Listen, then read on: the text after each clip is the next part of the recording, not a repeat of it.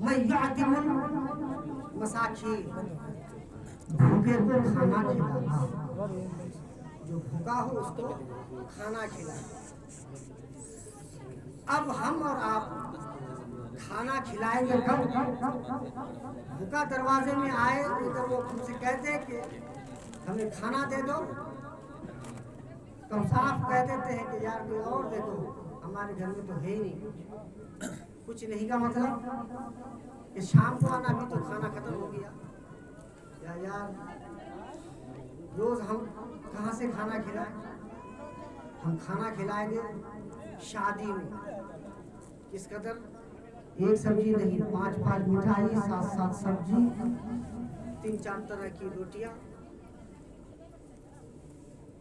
یہ دعوت ولیمہ کرنا سنت ہے، لیکن اس طرح کرنا سنت نہیں ہے۔ اللہ کے نبی فرمایا تھا من یعتم المساکین، جو یتیموں کو، جو غریبوں کو، جو بزرگوں کو کھانا کھلائے گا تو محض کھانا کھلانا اس کے لیے کھلائے جائے 1 روٹی یا 2 روٹی یا 4 روٹی، کھانا کھانے والا اپنے بھوک سے زیادہ کھا نہیں سکتا۔ تو اسلام کے معیار میں سب سے عظیم ترین کام تھا 2، کھانا کھلانا اور سلام کو عام کرنا۔ اب ان 2 کاموں کو ہم نے پس پشت ڈال دیا۔ کھانا اس قدر بچانے لگے ہیں کہ اگر ہم 4 بھائی ہیں، باپ ماں بوڑھے ہو گئے ہیں، تو ہم اپنی بچوں کی پرورش تو اچھے ڈھنگ سے کرتے ہیں، ماں باپ کو روٹی تک نہیں کھلا سکتے۔ یہ حق ہے۔ اسلام کا معیار تھا کہ سلام کو عام کرو اور بھوکوں کو کھانا کھلاؤ۔ اب ہم نے اتنا پسے پشت ڈال دیا ہے کہ مرد مومن اپنے ماں باپ کو کھانا کھلانے کے لیے تیار نہیں ہے۔ کوئی ہوگا الا ماشاءاللہ جو اپنے ماں باپ کی اچھی اطاعت و فرما برداری کرتے ہوں گے، کھلاتے ہوں گے، ان کی تیمت داری کرتے ہوں گے، لیکن ہمارے معاشرے کا یہ حال ہے، جس دھرم نے، جس مذہب نے، جس قوانین نے آپ کو اوروں کے پیٹ کے حال کو برقرار رکھنے کے لیے اوروں کو کھلانے کی ترغیب دے رہا ہے، وہ مذہب کب چاہے گا کہ آپ کے ماں باپ بھوکے ہوں؟ اور جس کو آپ اور ہم بھاری سمجھتے ہیں کہ ہم اپنے بچوں کی پرورش کریں یا ماں باپ کو کھانا کھلائیں، رزق کا مالک وہی رب قدیر ہے۔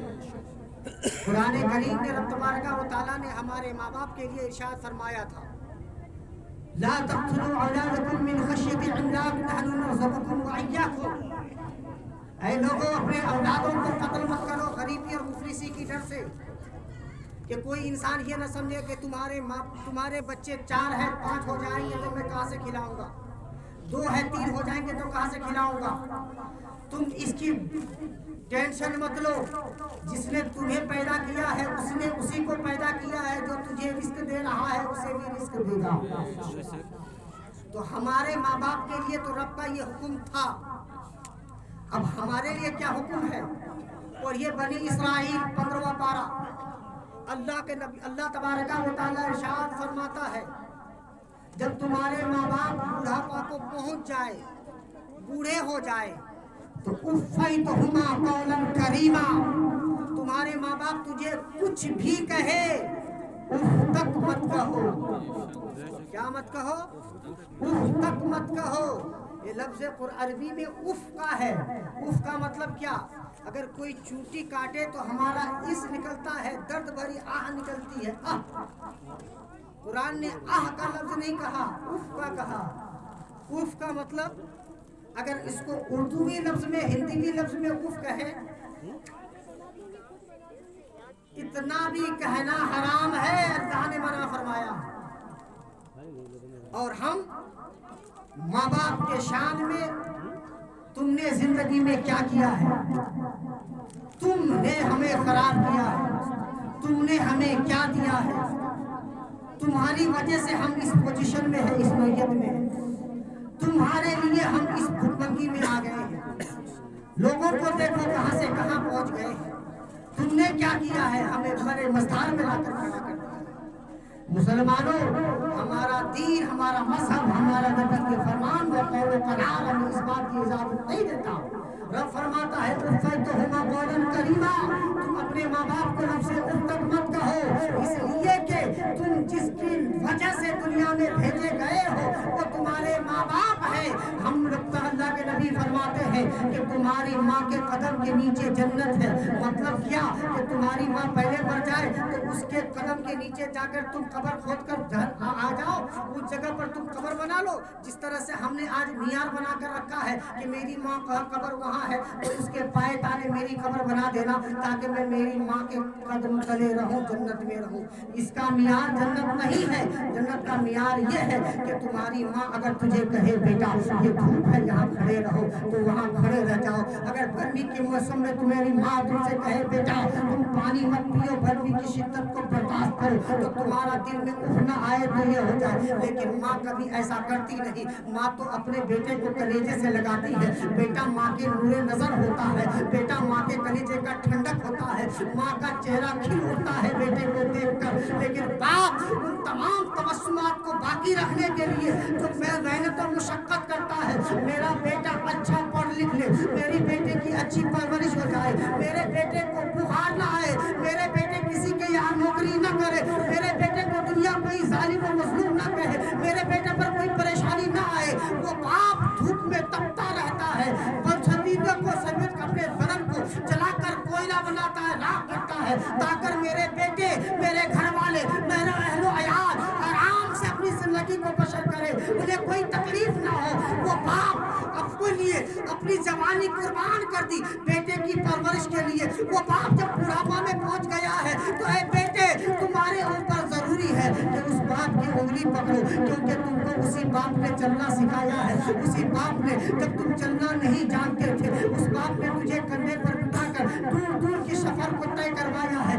उसी बाप ने जब तुम किसी चीज को चिबा नहीं सकते थे वो बात अपने हाथों से मसल मसल कर तुझे देता था। जब तुम ये कह नहीं सकते थे कि मेरी माँ, मेरा बाप, मेरा पेट दर्द कर रहा है, या आंख दुख रही है, या हाथ दर्द कर रहा है, या पीठ दर्द कर रहा है, या कमर दर्द कर रही है, जब तुम कुछ बक नहीं पाते थे, कुछ बोल नहीं पाते थे, कुछ कह नहीं पाते थे, तो तुम्हारा वही बाप था जो तुम्हारे चेहरे को देखकर पढ़ लेता था कि मेरे बेटे के पेट में दर्द है, कि दांत में दर्द है, कि आंख में दर्द है, कि सर में दर्द है, कि कमर में दर्द है। उस बाप को तुम आज किस गदा में लाके छोड़ दिए हो? उस बाप के लिए तुम्हारे ऊपर ये जरूरी है कि तुम उस बाप की इयादत करो। इसलिए कि अल्लाह तबारक व तआला इरशाद फरमाता है जो अपने माँ बाप के साथ में हुस्न सुलूक करता है, रब तबारक व तआला उसके साथ में हुस्न सुलूक करता है। हुस्न सुलूक का मतलब कि दुनियावी तौर पर अल्लाह के नबी ने बता दिया कि सिर्फ चेहरा को देखना हज मकबूल का सवाब है। अब अगर कोई खिदमत करता है, पैर दबाता है, तो उसका कहना ही क्या, उसका कहना क्या, उसकी अजमत का क्या। इसलिए कि ये हमारा दीन है, मजहब है। उसी माँ बाप के लिए हमें कुछ करना है और हमें अपनी आखिरत सुधारनी है। आखिरत कैसे सुधरेगी? आज दुनियावी कुफतन में शामिल होकर अपने अमाल के ऊपर इस्लाह करनी है।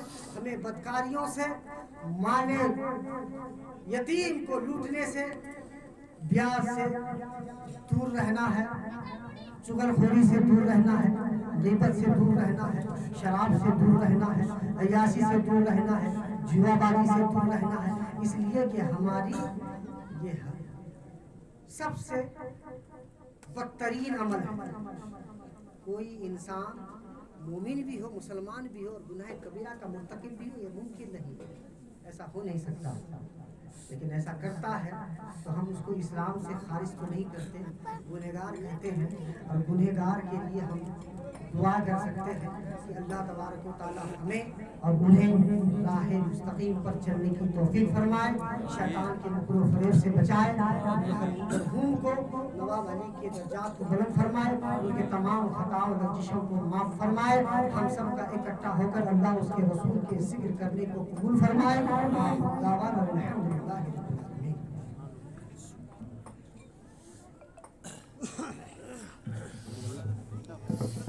मुस्तफा जाने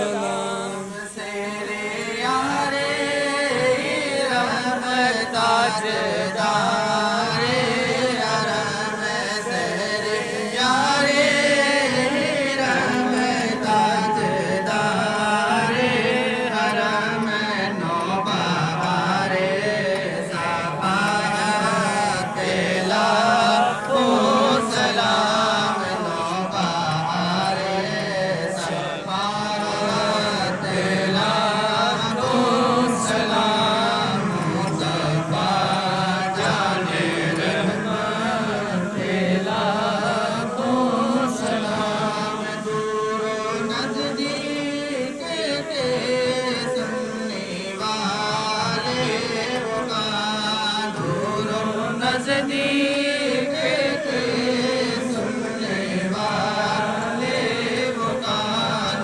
گانے والے کرامات لاکھوں سلام گانے والے کرامات لاکھوں سلام مصطفیٰ جانے رحمت لاکھوں سلام کے پھوسے وضو جس نے سجدہ کیا کر کے پھوسے وضو جس نے سجدہ کیا اس کی جو کہ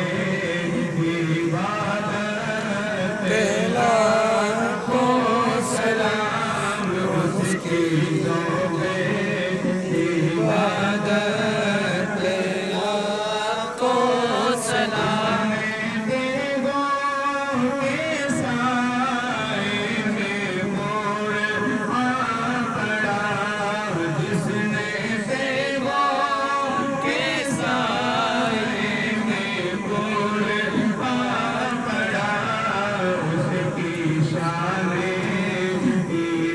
عبادت لاکھوں سلام اس کی شان عبادت لاکھوں سلام کتنے مہنگے ہوئے ہیں مدینے کے پھول کتنے مہنگے ہوئے ہیں مدینے کے پھول ہر بلا تیری قسمت لاکھوں سلام کربلا تیری قسمت لاکھوں سلام سے خدمت قدسی کرے اور وہ بیچ میں لے رہا ہے بیچ میں لے رہا پلیٹ